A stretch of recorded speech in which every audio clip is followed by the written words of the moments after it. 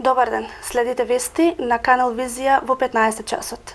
Агенцијата за патиштата Македонија ПАТ работат на уредување на стариот пат за Битола, кој поврзува неколку населени места.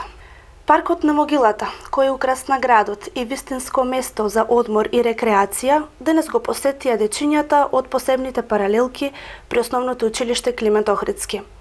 Оваа еднодневна екскурзија за дечињата беше вистинска релаксација во едно од најатрактивните места во градот. Во партнерската општина Аридеа Алпомија се одржа четвртиот координативен состанок за прогресот и текот на имплементација на проектот Жива историја, жива природа 2.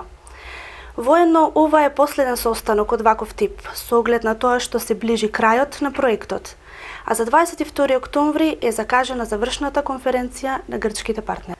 На денешен ден, 3 октомври 1995 година, во центарот на Скопје, беше извршен атентат над председателот на Македонија, Киро Глигоров, и до денес официјално нема ниту осомничени, ниту обвинети лица.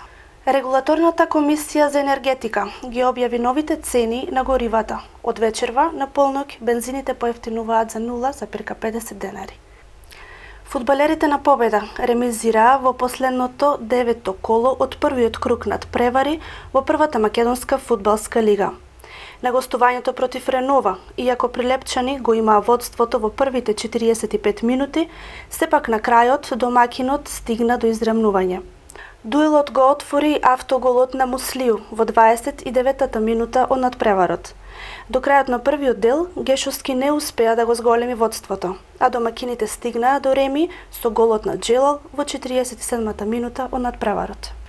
Тоа беа вестите во 15:30. Со подетелни информации следете не во изданието од 18:30 часот. Имајте пријатно попладне.